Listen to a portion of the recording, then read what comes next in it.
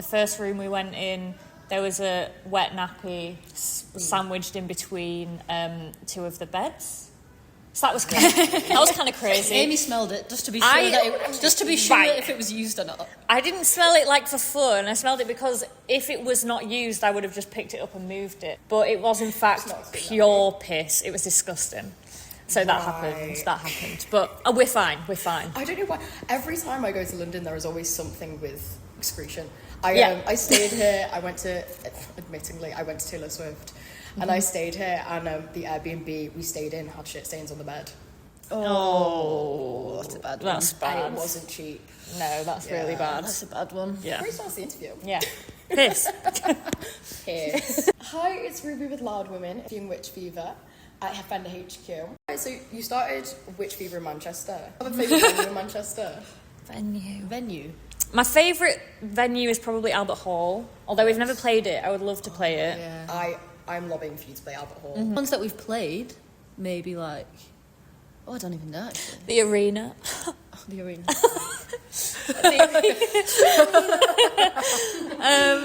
I love Deaf Institute, actually. I love Deaf Institute, actually. And I like Band on the Wall. Yeah, Band on the Wall's sick. Yeah. What is your go-to night out? Curious. I'm scared of going out in Manchester now. Where's Alicia and Alex? Oh, a nice date spot, though, in Manchester. I really like...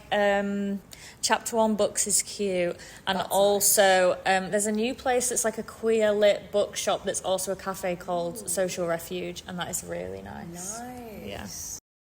So you've just been on tour with Volbeat, and you spoke to NME and said that after this massive tour, you were still broke. What do you think the music industry can do to tackle that? Because there's so many artists living the same situation. Well, I think for starters, there needs to be just more funding in general from the government, really, like putting money into like clubs for kids that is based in the arts, and like community spaces that people can go and do creative things. And also it seems crazy to me that, because everyone thinks that like when you are an artist or a musician, it's like it's a hobby and then you're lucky if you make it a career, but the thing that people spend their money on when they aren't in work is arts, TV, music, films. So it's like we all, as a society, really value all this creative work that comes out of people.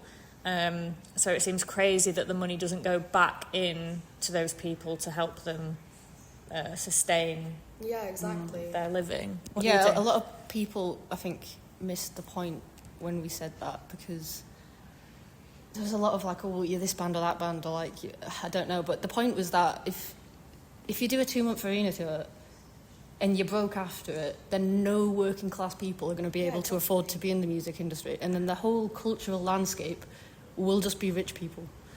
Mm-hmm. And that's pretty problematic. Like, it's it's not a good cultural landscape that is dictated only by a particular class of people. We need to make sure that we are having these new talented artists, because it's a sad reality that sometimes some people may not be able to ever discover their favourite band or their favourite artist because they just don't have the space. Yeah.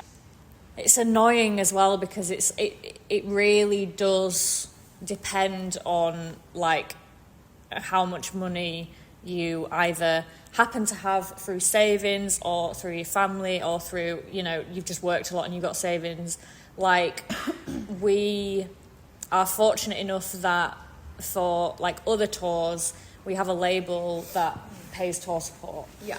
So if the fees don't match the costs, they help, up that so we can do that. But if you're not on a label that offers that support, there's a few tours that we, like for Volbeat as well, we were paid very fairly, and we should have taken home a decent profit, and unfortunately it just, all the money ended up getting, tied up in costs and in withholding tax in Europe and stuff like that. So it's just crazy. Also, is it in Ireland they've started like a Universal Basic I know what you Income. mean. Yeah, for like artists and stuff. Like even things like that Yeah. would be helpful. The Universal Basic Income could nationalise streaming, and also like venues. Obviously, we know small independent venues are getting shut down left, right, and centre. But I think arenas should be putting money back into those venues. Otherwise, the artists won't be coming up to play the arenas. I think as well, because the music industry has now become just this huge like money making thing. There's now a lot of bands that are stepping away from labels, especially major labels, and they're going down DIY route to like maintain, that independence and stuff. But then it's hard to make ethical decisions as a musician as well, in terms of like business and what companies you work with and what promoters you work with and stuff, because like as we know, like Spotify and Live Nation have like the platforms and promoters like that just like own the industry now. If you're an artist that is struggling to make ends meet and you need some money, maybe you're offered a brand deal and they're offering you enough money that could, I don't know, pay your rent for 6 months, and they might be a company that is not that great. How does someone that is perhaps working class, doesn't have a label back in, all that stuff, how do they say no to that? So decisions like that are quite difficult to make. Easily consumed now as well. Yes. Like it's not even like half the time, because like TikTok and stuff, it's like not even like a body of work as this like piece of art that was made. It was like a consumable 30-second thing. It's really bizarre. It's completely nonsensical.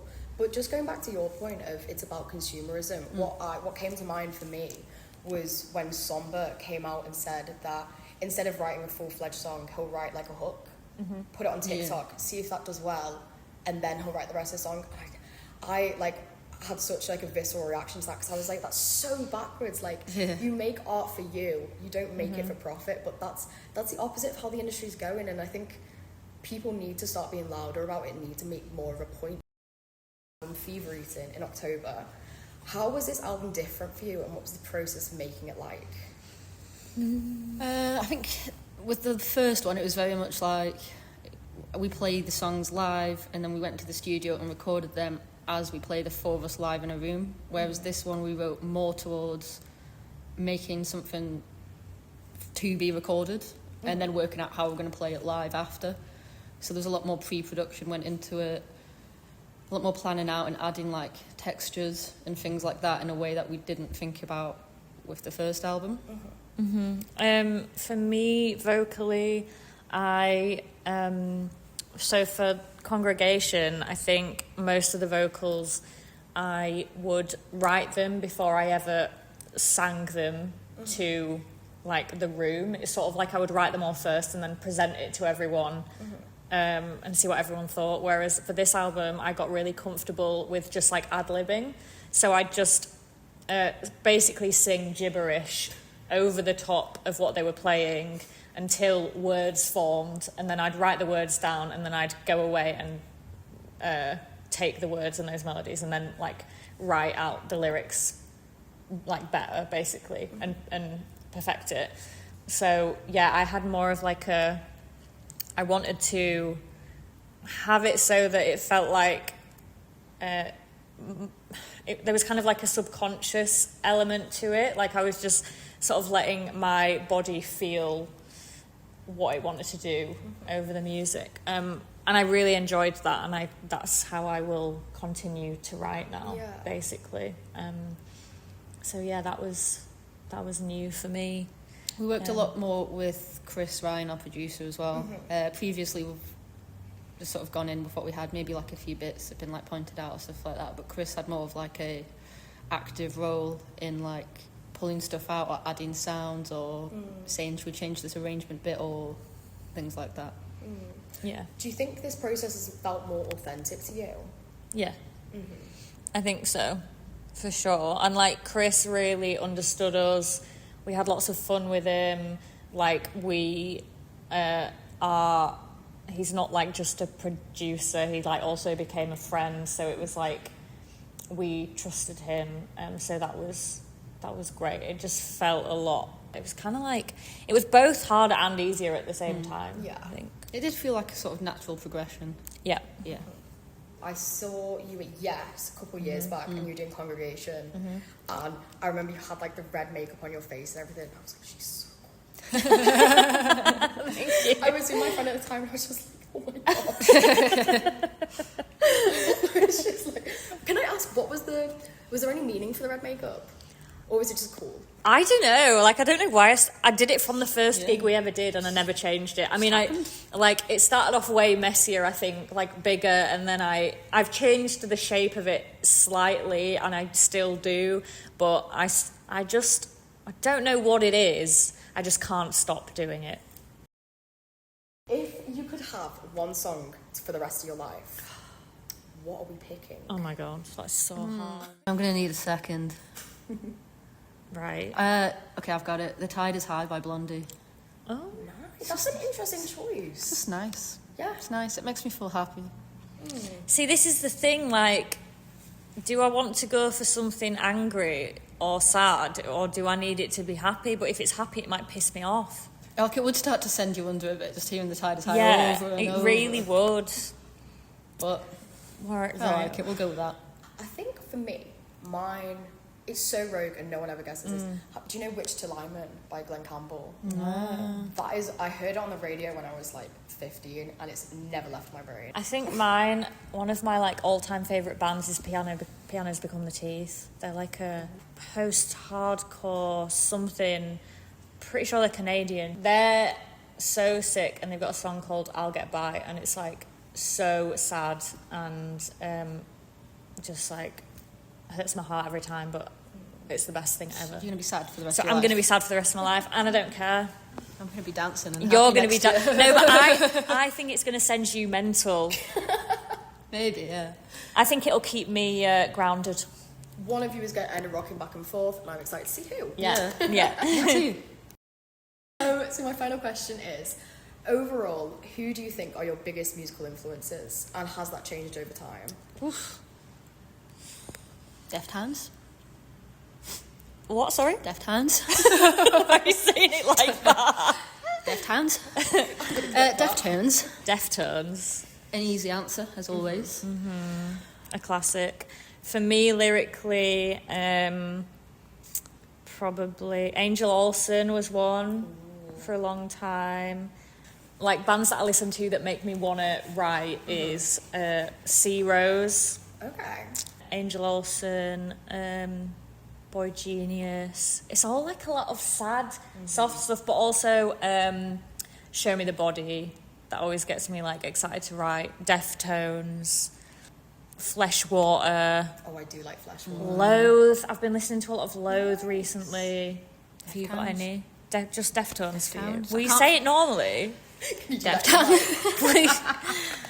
Deftones. It's hard to stop. Deaf Tires. Is it Beans? The Beans? What? The Beans. Right. I think so. I think I'm losing I it. think someone needs... You need knocking out. Maybe so, yeah. Yeah, just Deftones. Got it. Excellent. So this has been Ruby with Loud Women, interviewing Witch Fever. Thank you so much, guys. Thanks for Thanks having for us.